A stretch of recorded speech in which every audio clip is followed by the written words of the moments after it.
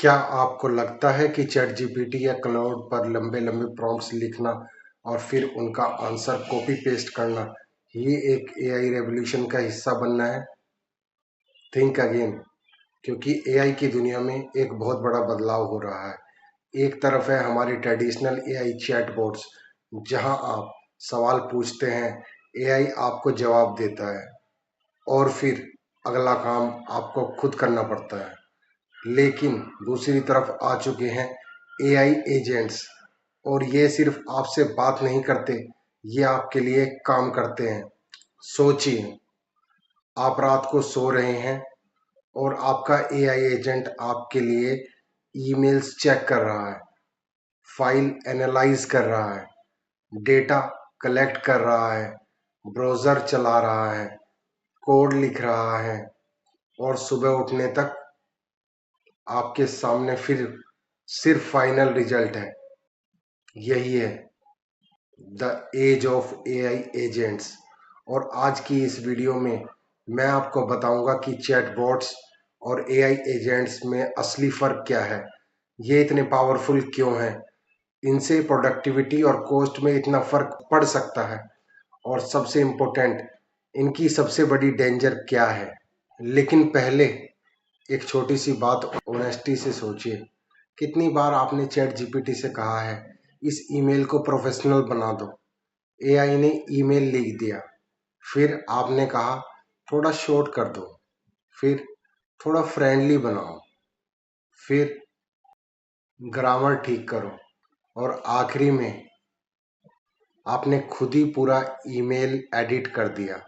मतलब एआई ने आपका काम कम करने के बजाय आपको एक नई जॉब दे दी, प्रॉम्प्ट मैनेजर की जॉब।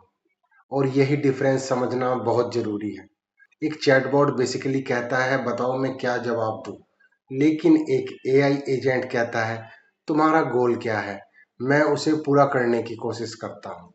यानी चैटबॉट का फोकस है कन्वर्सेशन, और यही छोटा सा डिफरेंस आने वाले समय में बहुत बड़ा इम्पैक्ट डाल सकता है। चलो इस बात को बहुत सिंपल एग्जांपल से समझते हैं। मान लीजिए आप एक बिजनेस ओनर हैं। आप चैट जीपीटी से पूछते हैं, मेरे कस्टमर के पिछले महीने के रिव्यूज एनालाइज करके बताओ कि लोग सबसे ज़्यादा किस चीज़ से खुश और नाराज़ हैं। चैटबॉट आपको तरीका बता सकता है, आपको डेटा अपलोड करना पड़ सकता है, और फिर एनालाइज करवाना पड़ेगा, फिर रिपोर्ट बनानी पड़ेगी, फिर शायद उसे ईमेल भी करना पड़ेगा। लेकिन एक प्रॉपर्ली कॉन्फ़िगर एआई एजेंट से आप कह सकते हैं, हर मंडे मेरे कस्टमर रिव्यूज़ एनालाइज करो, इम्पोर्टेंट कंप्लेंट आइडेंटिफाई करो और उनको समराइज करो और मुझे रिपोर्ट बना कर दो। अब फ़र्क देखिए। अब एक और एग्जांपल, मान लीजिए प्रोडक्शन सर्वर में एरर आ गया। एक नॉर्मल वर्कफ्लो में डेवलपर को लॉग्स खोलने पड़ेंगे, एरर ढूंढना पड़ेगा, कोड इंस्पेक्ट करना पड़ेगा, बग बग रिप्रोड्यूस करना पड़ेगा, फिक्स लिखना पड़ेगा, टेस्ट करना पड़ेगा, और फिर पुल रिक्वेस्ट बनानी पड़ेगी। एक advance coding agent in step में कई स्टेप्स खुद परफॉर्म कर सकता है। यह एरर पढ़ सकता है, रिलेवेंट फाइल्स ढूंढ सकता है, कोड चेंजेस सजेस्ट और या क्रिएट कर सकता है, टेस्ट रन कर सकता है, और डेवलपर के रिव्यू के लिए पुल रिक्वेस्ट तैयार कर सकता है। यानी डेवलपर का काम खत्म नहीं हुआ, लेकिन उसका रोल बदल गया। वह कोड टाइपिस्ट से रिव्यूअर और डिसीजन मेकर बन रहा है। अब आते हैं उस चीज पर जो एआई एजेंट्स को इतना अलग बनाती है, ऑटोनॉमी। एक चैटबॉट आमतौर पर आपके प्रॉम्प्ट का इंतजार करता है। आप पूछते हैं, वह जवाब देता है, कन्वर्सेशन आगे बढ़ती है, फिर आप अगला इंस्ट्रक्शन देते हैं।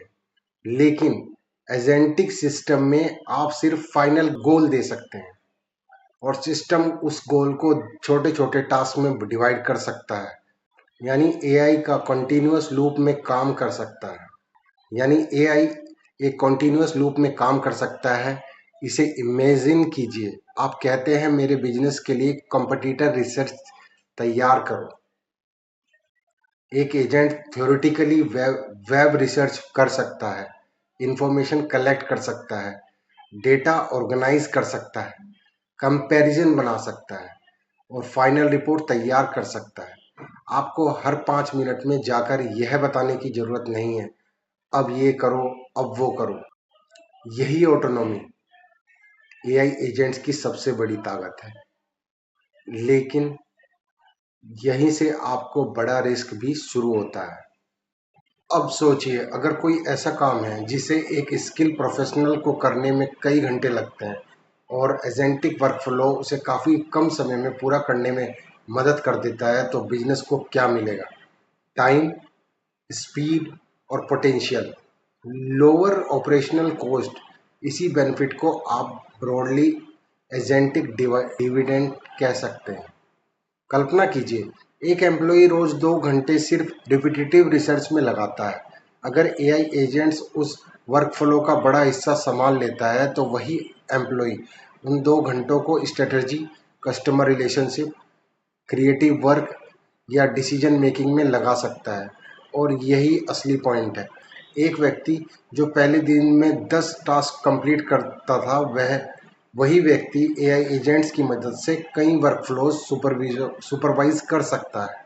और यही से प्रोडक्टिविटी का पूरा इक्वेशन बदल जाता है। लेकिन अब मेरी बात ध्यान से सुनिए, क्योंकि एआई एजेंट्स की कहानी सिर्फ सक्सेस स्टोरी नहीं है। इनकी ऑटोनॉमी इनका सबसे बड़ा स्ट्रेंथ भी है और सबसे बड़ा वीकनेस भी। मान लीजिए आपके पास दो एआई एजेंट्स हैं।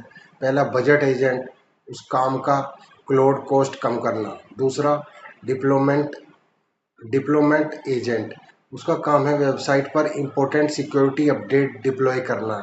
अब इमेजिन कीजिए, बजट एजेंट डिसाइड करता है रात में सर्विस बंद कर देते हैं, इससे पैसे बचेंगे।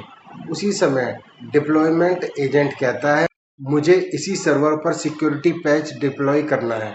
दोनों एजेंट्स अपने ऑब्जेक्टिव के हिसाब से सही काम कर रहे हैं, लेकिन उनके ऑब्जेक्टिव्स आपस में कॉन्फ्लिक्ट कर रहे हैं और रिजल्ट्स सिस्टम क्रैश। यही है लॉजिक कोलिजन। और यही कारण है कि एआई एजेंट्स को बिना सुपरविजन के ब्लाइंडली छोड़ देना डेंजरस हो सकता है, खासकर जब बात हो money, security, customer data, production system and sensitive business decision की। इसलिए एक गोल्डन रूल याद रखें, never blindly trust any AI agent.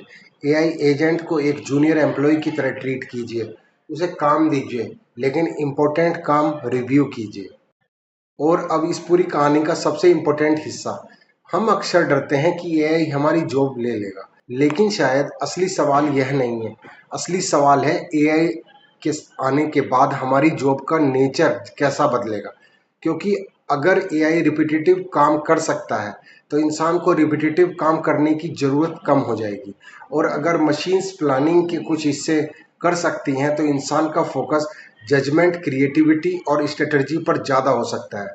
सोचिए, पहले एक मैनेजर को रिपोर्ट्स कलेक्ट करनी पड़ती थी, डेटा ऑर्गेनाइज करना पड़ता था, ईमेल लिखनी पड़ती थी, फॉलोअप्स करने पड़ते थे। भविष्य में वह शायद कई एआई एजेंट्स को सुपरवाइज करेगा। एक एजेंट्स रिसर्च करेगा, दूसरा डेटा एनालाइज करेगा, तीसरा मार्केटिंग कैंपेन तैयार करेगा और चौथा कस्टमर सपोर्ट संभालेगा। और इंसान इन सब का कमांडर होगा। यही है सबसे बड़ा माइंडसेट शिफ्ट। फ्यूचर में सिर्फ प्रॉम्प्ट इंजीनियर बनना इनफ नहीं होगा, आपको सीखना होगा एआई वर्कफ्लो कैसे डिज़ाइन करें, एजेंट्स को कैसे मैनेज करें, उनके आउटपुट को कैसे वेरीफाई करें, और सबसे इम्पोर्टेंट, कब एआई को रोकना है और कब उसे डिसीजन लेने देना है। तो अगर आज आप एआई सीखना शुरू कर रहे हैं, तो सिर्फ यह मत सीखिए कि चैट जीपीटी से अच्छा प्रॉम्प्ट कैसे लिखें, उसे एक स्टेप आगे बढ़िए।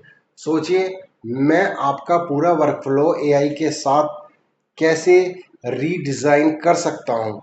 मान लीजिए आप कंटेंट क्रिएटर हैं, वर्कर नहीं रहते, आप एआई पावरफुल वर्कफ्लो के सुपरवाइजर बन जाते हैं।